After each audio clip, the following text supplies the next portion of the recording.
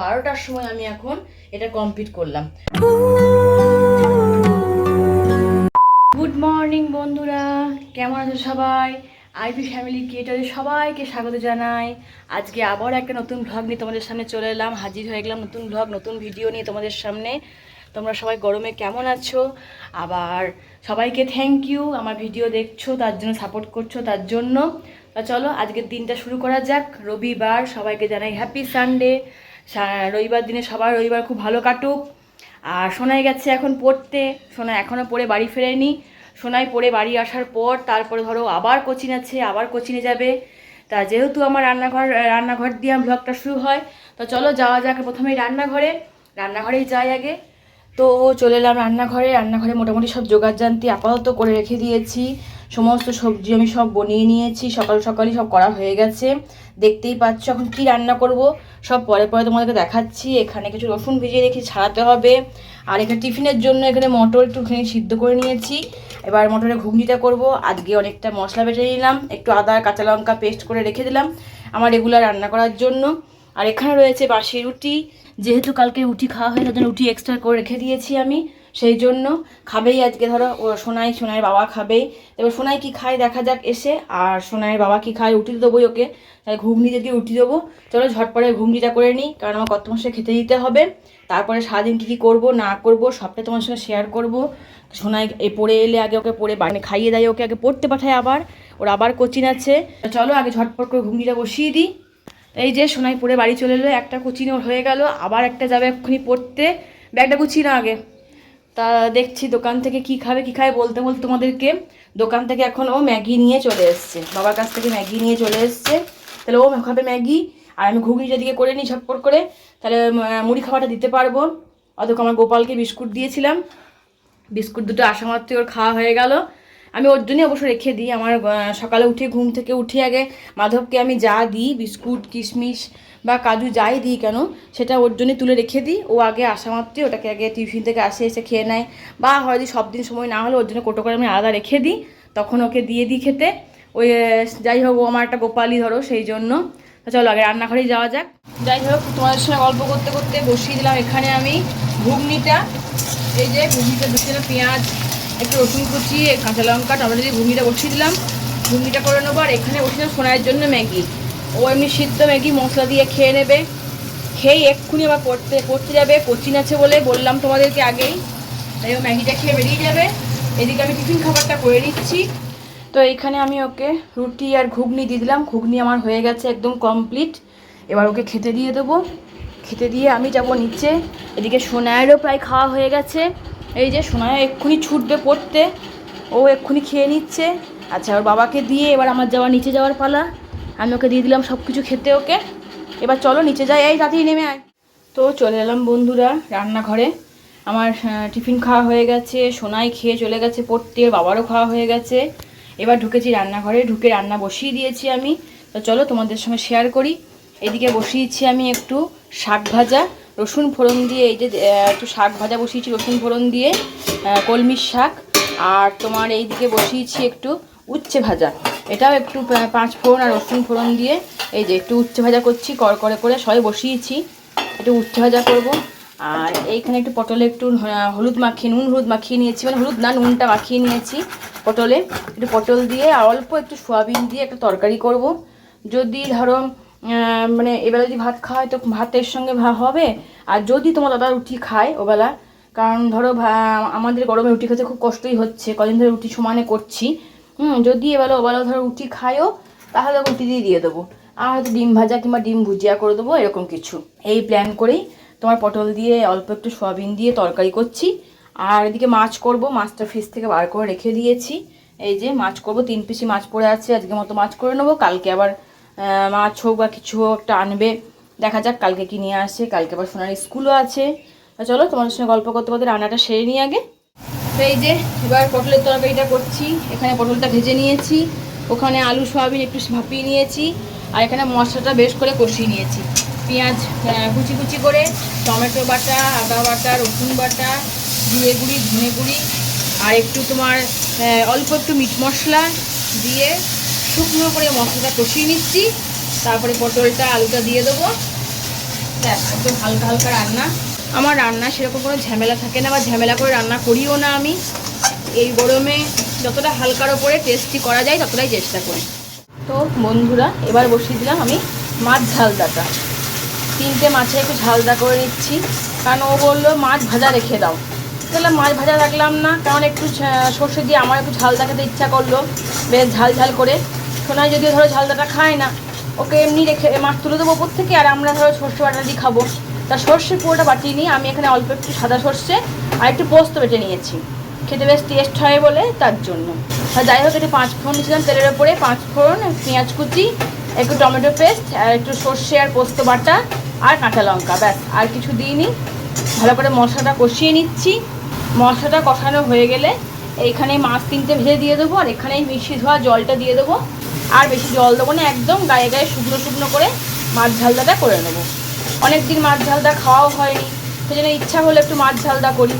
তাই সর্ষেটা ভালো করে না নাড়লে কিন্তু কাঁচা গন্ধ ধরে, বলো তাই না একটা, সেই জন্য সর্ষেটা ভালো করে নিয়ে নিচ্ছি আমি।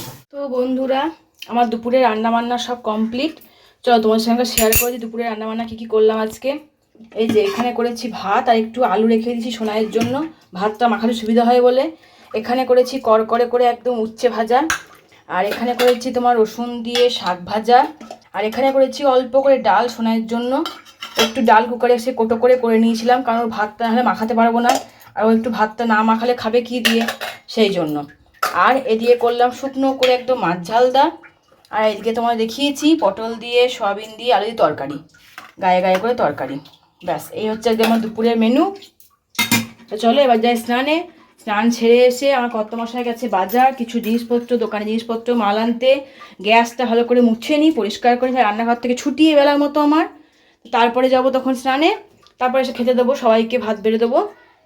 চলে এলাম বন্ধুরা দুপুরে ভাত বাড়তে। এই যে আমার কর্তামশাইকে দিয়ে দিয়েছি উচ্ছে ভাজা, শাক ভাজা, এখন একটু তরকারি দিয়ে দিচ্ছি।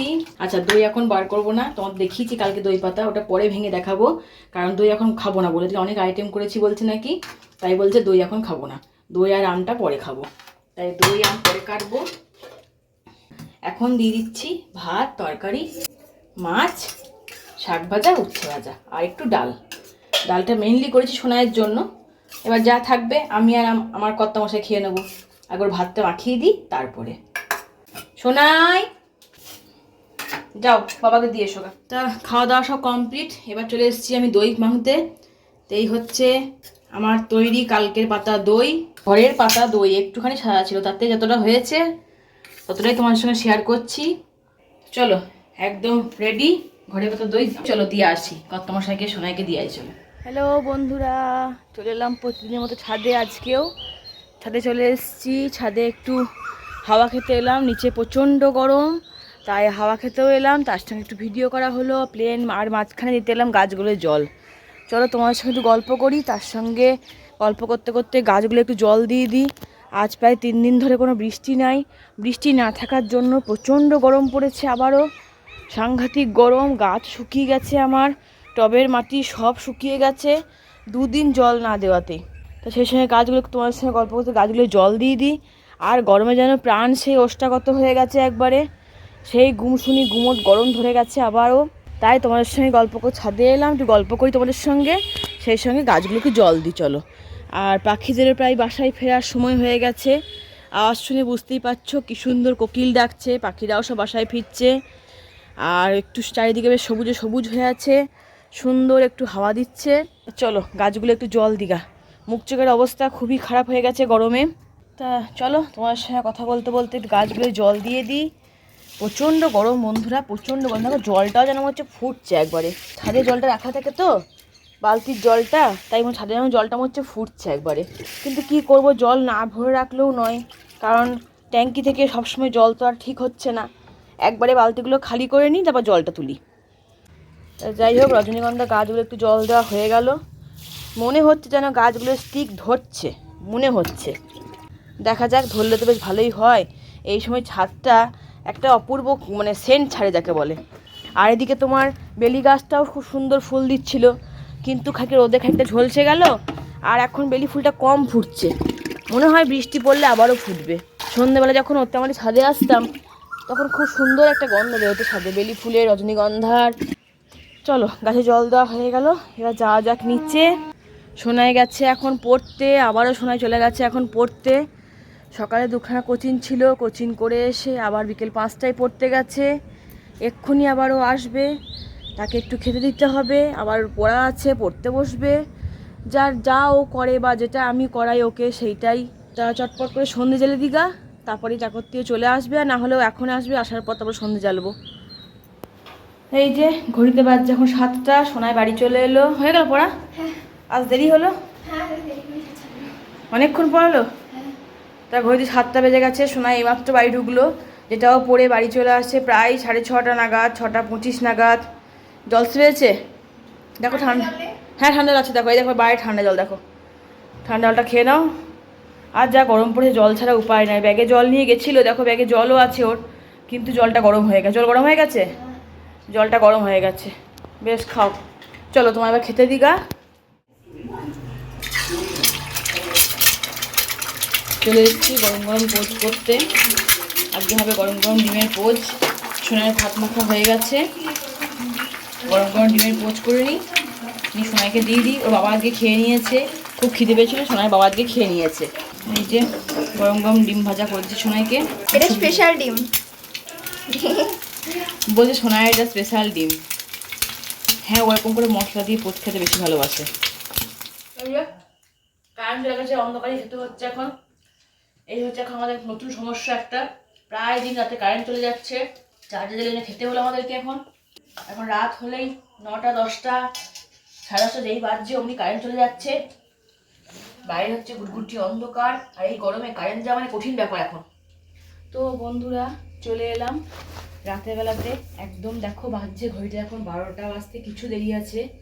তা যাই হোক রাতের বেলাতে এই কারণে কারেন্ট চলে, তোমার দেখালাম কারেন্ট চলে গেছে, মানে একটা করে সব ফেজে উঠতেই আছে। লোকজন এলো, আসার পর ঠিক করে দিল তারা। তারপরে প্রায় 1 ঘন্টা পর কারেন্ট এলো, খাওয়া দাওয়ার পাট টুকিয়ে বাসন কুসন ধুয়ে সমস্ত সেরে ঢুকলাম এই ঘরে। এই ঘরে হলো তার কারণ হচ্ছে আমার এই টেবিল ক্লথ যেটা করে দিচ্ছিলাম সোনাইকে, তার মধ্যে আমি এইগুলো করেছি, সোনাই কিন্তু ভরগুলো খুব সুন্দর করতে শিখেছে। এগুলো ওকে করিয়েছি, পেরেছে, ধৈর্য ধরে পেরেছে, আস্তে আস্তে শিখিয়েছি তো তার জন্য পেরেছে করতে। আর মোটামুটি এই চেন সেলাইটা খুব ভালো করে করছে তা নয়, কিন্তু করছে, নিখুঁতভাবে না পারলেও করছে। ছোট ছেলে শিখে যাবে আস্তে আস্তে, শিখিয়ে দিলে শিখে যাবে। যাই হোক এটা কমপ্লিট পুরোটা, কালকে দেখাতে হবে ওকে, তাই এটা 12টার সময় আমি এখন এটা কমপ্লিট করলাম, করে ওকে গুছিয়ে দিচ্ছি। তা যাই হোক এখান থেকে তোমাদের সবাইকে আজ শুভরাত্রি জানাচ্ছি।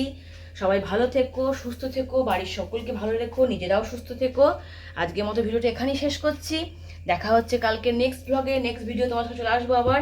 আর থ্যাংক ইউ তোমরা আমাকে সাপোর্ট করছো তার জন্য এতটা। আজকের মতো টাটা।